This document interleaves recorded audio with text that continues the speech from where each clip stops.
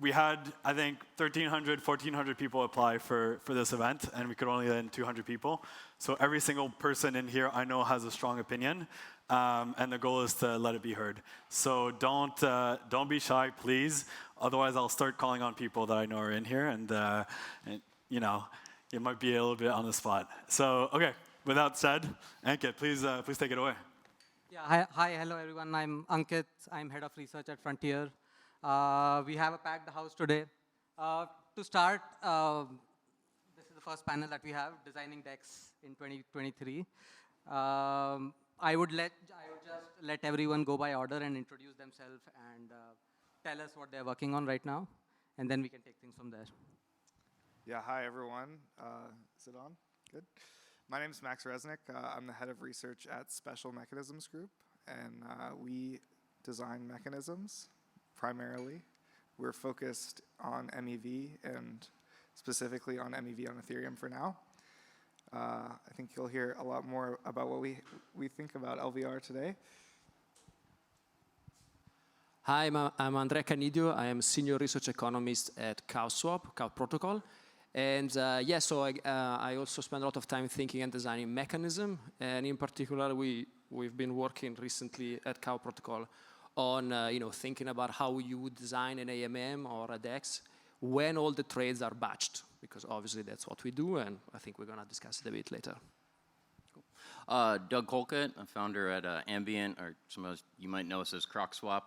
We're primarily focused on building an AMM where the economics are sustainable for passive LPs. Hi everyone, I'm Xin. I'm a researcher at Uniswap Labs, and I'm working on all things Uniswap, but most recently Uniswap X and Uniswap V4. Hi everybody, I'm Eugene. I work at Ellipsis Labs. We are building a fully on-chain limit order book DEX on Solana. I think I can just start by, maybe Eugene can start and we can start by them. You guys should tell us what are your spiciest opinions on AMM design. Spiciest opinions on AMM design.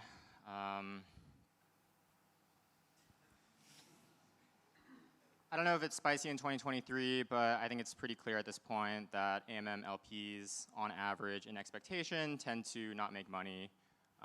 Who are the remaining LPs? Why do they still do it is not super clear to me. It seems like there is still plenty of room to innovate on the AMM design space, but at the end of the day, it does seem like kind of the goal of an AMM is to mimic to some degree what a professional liquidity provider, where they would want to place liquidity, perhaps on like a centralized limit order book exchange. So our opinion at Ellipsis is probably can't do it with 12-second block times, probably can't do it with 30 million gas per block. So we're giving it a go on Solana. Do we have anyone in the room who's like a passive LP on AMMs? Genuinely.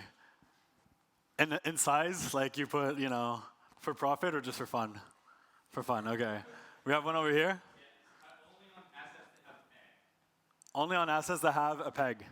Okay.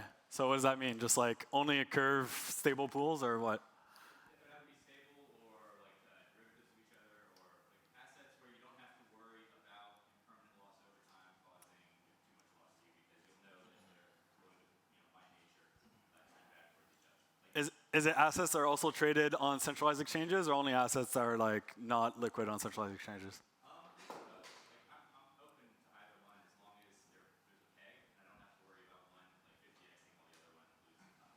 Gotcha.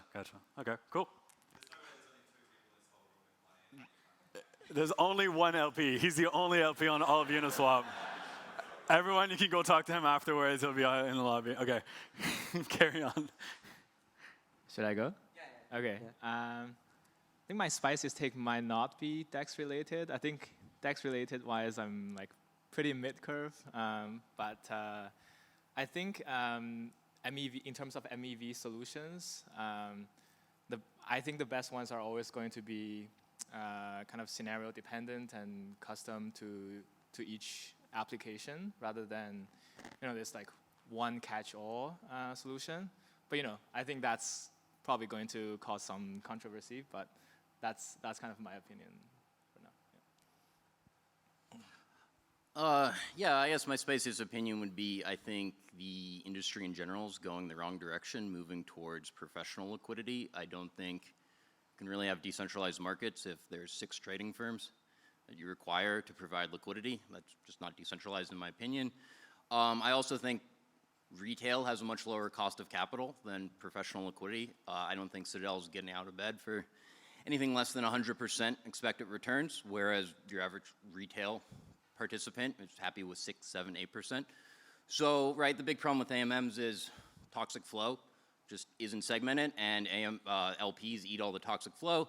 But I think there are ways that you can fix that and keep liquidity fully decentralized and fully passive.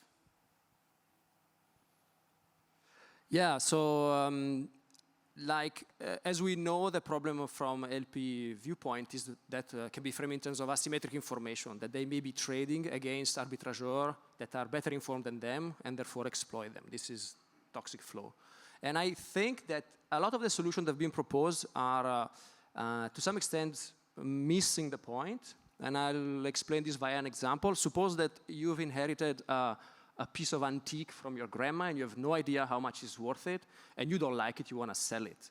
Now, if someone shows up and this person is a super expert in antiques, you know he's going to screw you. Okay, he's going to tell you a price that is just convenient to him. On the other side, if someone shows up and you know this person doesn't know anything about antiques, he's just tell you a price that corresponds to his own, how much he likes it, then okay, statistically you may get a good price or a bad price, but it's non-systematic. Now, when you see it this way, you immediately have I'm sure you can think of a solution to the problem, because if there are multiple experts out there, you can play them against each other and still get a good price, even if you do not know anything. And so I think, to some extent, a lot of the discussion about AM design has been about, how do I know the correct price? For example, feeding the price of an oracle through in an AMM. Or how do I distinguish between the informed guys and the uninformed guy? The informed guy, wear fancy dresses and speaks with a French accent. And the guy who is not informed is more scrappy, or similar things. But the idea of, in fact, we like the toxic flow, provided that we can play the informed players against each other, has somewhat escaped. And this is a bit like the work that we've been doing recently. Yeah, I think I mostly agree with this. I think what other people have said is that toxic flow is the problem, that long block times accentuate it, which I think is true. But I think maybe one thing that isn't discussed is that the proposer and their role in the system on chain, where there's one person who gets to write to the chain, who gets to decide all the order of all the transactions, is contributing to the problem as well. And it makes it really difficult to pit all of the trading firms against each other and give users good prices. So we have a paper that's about how it's difficult to hold auctions quickly on chain, and which is kind of what you need to do if you want to solve this problem, is you need to hold auctions quickly. We know that we can capture some of the LVR. Like if you go look at the PBS auction is redirecting a ton of LVR to the proposer of the block, because they're like the only person who can do it. So I think if we could figure out somehow how to run an auction in a market system where the proposer wasn't a monopolist, then we could push more revenue back to the LPs. Yeah, I heard a lot about toxic, non-toxic flow, how to differentiate, how traditional finance does something on it. Does anyone want to take on how do some of these firms differentiate between toxic, non-toxic order flow? Do you think there is venue that we can even do something like that on chain? Maybe Andreas, you can take it. I mean, in the theoretical literature, the difference will be between informed and uninformed traders. And informed traders will be someone who is paying attention to the prices everywhere, say the Binance price, if that's where the price discovery is done. And as soon as you observe a deviation from your local DEX from that price, will trade so to exploit this. So the difference is that of information. And instead, non-toxic flow will be people that kind of want to trade at a reasonable price. So for example, at CowSwap, we receive intention to trade, we aggregate them in a batch, and then there is a mechanism to look for the best execution. Now, we claim that we have a non-toxic flow precisely because the batch imposes a delay, and it's also unclear then from the trader point of view how the batch will be executed. There is a kind of a competition that will determine afterward. So it's very unlikely that an arbitrageur can exploit differences in batch in the various prices through our batch. So we think that our flow is non-toxic, but instead arbitrageurs that go directly on a DEX and compete to have their transaction included earlier in the block, precisely to be the one that rebalances, will be the one that are the toxic. Yeah, I mean, to first approximation, toxic flow right now is just the price at Binance. Like, here's the reality is price discovery happens at Binance, and if you look at StatArb on chain, it's pretty much just check the price against Binance and go there, right? So like arbitrageurs need to exist. They're important, so it's not necessarily getting rid of toxic flow, just making it pay enough. So if the price of Binance gaps 50 bips and the StatArb MEVbot is paying 5 bips to trade on the AMM pool, it's just not sustainable. So it's not necessarily about getting rid of toxic flow, it's just making toxic flow pay to the LPs a fair share of the actual economic rents. And right now those rents go to Ethereum. So it's great if you're an Ethereum holder, juices the burn, raises staking yields, but sucks for LPs. So like a lot of what we focused on is, okay, like how can we move that layer, keep it decentralized, but probably Ethereum itself isn't sufficient to do that. So like we're really excited right now about coprocessors. We think you can do a lot of really complex stuff in coprocessors off-chain. What do you mean by coprocessor? Oh yeah, coprocessor is basically some decentralized way to do compute off-chain and then post a proof that the compute is accurate. So ZK would be an example, but depending on what the security risks are, even something like the Enclave might be fine, right? And like you can pump into SGX or something, and you can make reasonable assertions. And if it's not fully secure, maybe someone gets to swap. They hack SGX, swap at 1 basis point instead of 50 basis points, and that's fine, like occasionally. So we think there's a lot of room to do computation off-chain, but still in a decentralized way, still in a fully trustless way or near trustless, and move that logic off-chain, and then have basically the chain and the AMM be the settlement layer. I think one of the ways that they deal with this in traditional finance is actually payment for order flow. So like Citadel wants to distinguish between the toxic flow and the non-toxic flow. So they buy all of the non-toxic flow from Robinhood, and then they give them pretty good prices because they're not toxic. It's debatable whether those prices are very good. The Citadel people would say they are. But I think that's something that's very clearly coming down the pipe in crypto, and the question is whether the people who are able to pay for the toxic flow will end up being LPs somehow, in which case they'll be able to kind of price discriminate, give good prices to uninformed traders because they know they're not getting screwed in your example of the antiques assessor, right? And then give much worse prices to the toxic flow. I think what's going to happen, though, is that the Citadels of our world are going to be able to pay more than the LPs for the non-toxic flow, and then what's going to be left over is only the toxic waste, and that's what's going to be for the LPs. So even though I think private order flow has the potential to alleviate this, it may actually make it worse, depending on who kind of wins the auctions for the order flow. I think Uniswap X also launched recently, which is also very similar to doing some compute off-chain. Eugene, you want to take some of this question as well? Yeah, so I guess I can first talk about the lever question a little bit, and then we can talk about Uniswap X. So I think with the thinking around returning lever to LPs, in general, Uniswap has always taken a market-oriented approach to solving pretty much anything, and specifically for designing pools with custom functions and encourage people to innovate, is this thing called hooks, which basically allows each pool to have its own sort of custom logic and more or less arbitrary logic that can be executed while the pool is executing certain functions. And people have been discussing on Twitter, oh, what we can do with these hooks.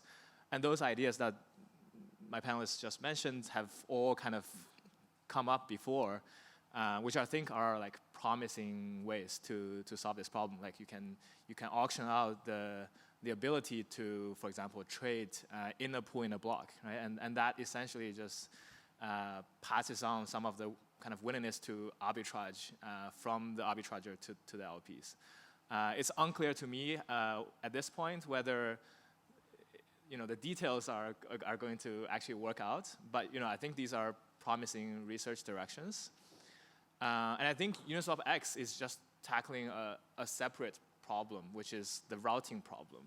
Like when swappers are swapping, especially with Uniswap v4, you will see a ton of pools, and it will be almost impossible for you to kind of find the best routes yourself without having this beefy machine and complex math and all that. So Uniswap X is really a product with the swappers in mind, and say, again, outsource routing and execution to the market and say, whoever gives me best execution can have the trade.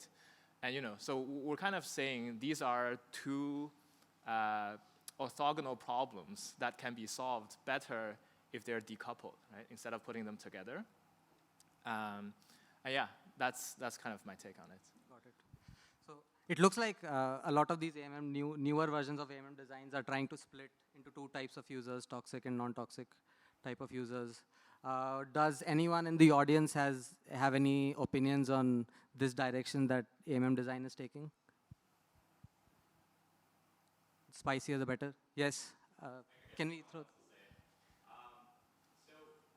one of the interesting things about the Uniswap RFQ system is that Uniswap is unique in that, like, when you look at the other RFQ systems, when they have like the most toxic flow, like the stuff that, or like good flow, the stuff that none of their market makers would want to fill, like the stuff that the market makers just avoid, they pass it on to other exchanges. To like for instance, like the 1-inch RFQ system, if there's something that 1-inch market makers don't want to fill, it might go on to Uniswap or Dodo or some other entity. But Uniswap is unique in that when there's some flow that the market makers don't want, it would then transition on towards the Uniswap liquidity providers. And it seems to me like you guys are the only ones that are sort of like at a conflict with yourselves, so to speak. And I was curious, like, I don't know, it just seems like a really socially complicated, governance, I'm curious, like, how you guys are handling that from a variety of different angles. Sure. I can answer it. I think it's a bit of a nuanced topic, I would say. I would agree with you on the fact that it is a hard trade-off to balance, because we do have two types of users. We have swappers and LPs. And we're trying to optimize for both, but sometimes they are kind of in this position where you have to make a decision on where you want to be on the spectrum. But it's not true that all the residual flow has to be routed to Uniswap, right? For example, if I'm operating a StatArb shop, I'm very well positioned to route everything to any exchange. It doesn't have to be on-chain. In fact, it might be cheaper to just hedge your position in Binance as Dockside, right? I can win the order first, and if I don't want to internalize, I can just route it to Binance. So it really depends on the situation, I would say, and not exactly clear. Well, I fully support the Uniswap front-end routing to Ambient, personally. I think there's a distinction to make here between not necessarily routing all of the bad flow to your LPs versus making sure that they never get any of the good flow, which I think is the current problem. Because all of the good flow would get filled by the RFQ system. Yeah, under this sort of RFQ system, you turn the passive LPs essentially into this liquidity of last resort, where the RFQ liquidity providers, who are probably going to be these professional firms, they're going to take a look at the flow that is coming in, decide if they want to fill it at a better price than the passive LPs will fill it at. So on balance, ignoring anything that V4 might change, it's probably going to reduce the amount of non-toxic flow that hits the passive LPs.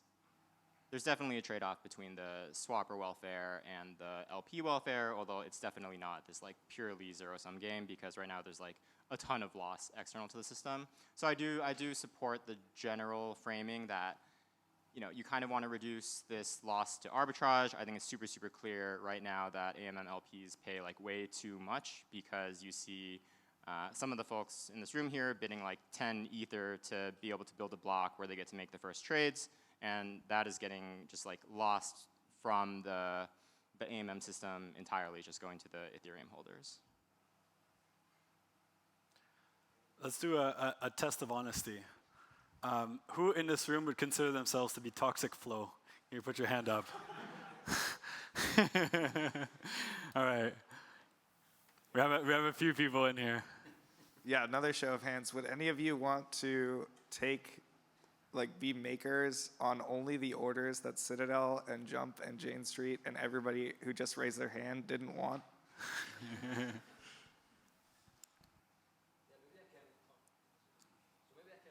So, can you hear me? Yeah, okay, cool. So we've worked recently with Balancer at CowSwap on an integration. It's still experimental, so it touches on certain pools, not all of them, but essentially the idea is that our solvers, that are the one that executes the batch, so the orders in the batch, can access those pools at 80% discount on the fees. So this is to say that the logic there is rather that some of those orders may be matched by private liquidity. Some of those, because we have a batch, some of these orders may be matched peer-to-peer, so within the batch with coincidence of wants. And what is left, however, is still considered non-toxic, so much so that Balancer is willing to give a very large discount, or it's experimenting with this idea of giving large discount to the flow coming from CowSwap. So yeah, so in this sense, I would tend to agree with the idea that what is left doesn't need to be toxic necessarily, but definitely we act in the interest of our traders. Period. We do not have the LP side, so this is a kind of an initiative that we started that seems beneficial to both of us, but ultimately we are working in the interest of the traders. I think like a lot of LP leaking value is due to price discovery happening on off-chain venues like Binance or other faster exchanges. What is this panel's opinion on how can price discovery, especially for the most liquid assets, can happen on-chain? Maybe Eugene, you can take this question. Yeah, so at least at Ellipsis, our opinion is there's all of these really, really sophisticated liquidity providers that exist in traditional finance. They've been playing on these electronic markets. They've invested tens of billions of dollars in R&D and infrastructure into getting really, really good at providing liquidity. And sort of the result of this competition, and there are a bunch of like zero-sum or negative-sum aspects of it, but the end result really is that on these centralized exchanges, there are really, really competitive prices, really, really deep liquidity, because the way you compete as a liquidity provider is by providing better prices or by providing at the same price with more size. So in contrast with the AMM approach, which is sort of taking this very prescriptive view on what liquidity ought to look like, with a limit order book, you sort of let these liquidity providers put the liquidity wherever they want to put it, in a way where you're, again, allowing them to compete on price, you're allowing them to compete on size, and the result of this game, which might be zero-sum or negative-sum between them, is better prices for the non-toxic flow for the swappers. And in this world, yeah, there's probably very little role for the passive AMM LP, and I would argue that that's okay. I don't think there's any reason that passive capital necessarily should be able to make a return or like, be providing better prices than a Citadel or a Jump Trading, who again has spent like so much resources into getting really, really good at this particular task. And if we're able to put all of this on chain, then maybe you're still never going to be quite as efficient as Binance, but you can approximate something that's more likely to facilitate some of the price discovery happening on chain. So I'll disagree with that a little bit. So yeah, you're right. in a TradFi, right, market makers compete. The problem is they don't necessarily compete on price. A lot of times, to be honest, they compete on who gets first position in the queue. If you ask any HFT market maker, would you rather have the best alphas in the world, or would you rather always get first queue position on new level formation? 9 out of 10 of them are going to tell you, we just want the best queue position. So the reality is, like, traditional markets and order books or even professional liquidity always turns into this PvP game. So if Citadel and Jane Street are competing for order flow, even if that order flow is non-toxic, it becomes toxic because they're both bidding against it. And therefore, right, they don't bid as aggressively as they could, right? Because if Citadel outbids Jane Street, right, they're implicitly eating Jane Street's alphas, right? Like taking the other side of that. So anytime you introduce a PvP dynamic, you introduce this adverse selection problem, which inherently raises the cost of liquidity. So one thing that I think is really interesting about AMMs is you basically take away the PvP game. And one reason I think AMMs actually can beat professional liquidity and can provide better prices is without the PvP games, you can provide really, really aggressive pricing than you can when you don't have these professional liquidity providers competing against each other and holding back because they don't want to eat each other's alphas. I would add to that. In fact, there was a paper doing exact this analysis. So they take I think, central limit order book data from Canadian stock exchange or somewhere, and they sort of compute the counterfactual liquidity, assuming the priority is pro rata instead of price time priority. And then you do see that better risk sharing among LPs would marginally improve liquidity, given some assumption on risk preference.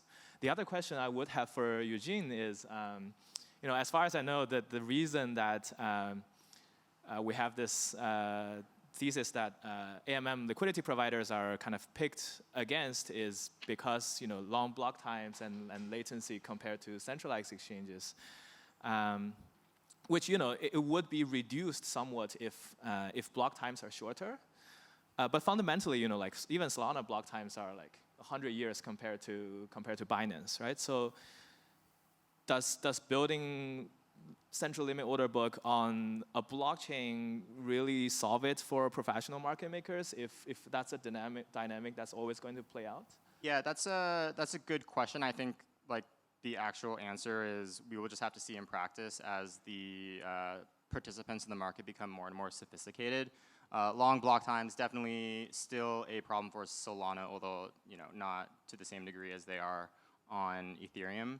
I think like the main difference here between the active liquidity and the passive liquidity is the passive liquidity is effectively paying the arbitrager some amount of money to move the price to the quote-unquote correct price, which maybe we will just agree for now is whatever the price is on Binance.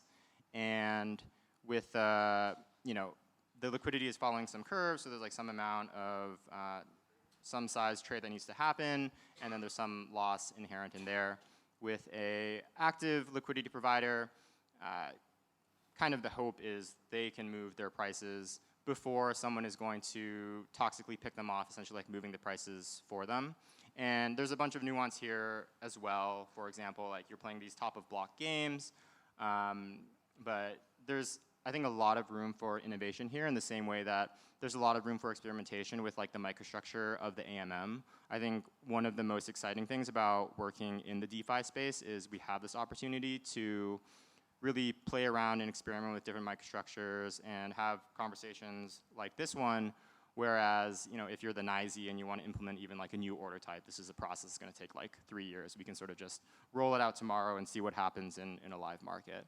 I'll just add, actually, we actually just completed some research on this block times, and we're actually working with BlocksRoute on this about kind of an instant inclusion type hook, so to see, okay, if you can actually guarantee sequencing when things arrive, how much less is the toxic order flow, and it's pretty substantial when you go from 12 seconds down to, I think we found like diminishing returns are, you pretty much hit diminishing returns at like 100 milliseconds, 50 milliseconds. So I think that's like kind of the sweet spot, at least based on like the ETH-USDC pools and the order flow we see right now. Yuri has a question. So I want to ask actually Doug on what you just, I was surprised that what you said about that AMMs could, by not having toxic order flow, could actually potentially give gradually better.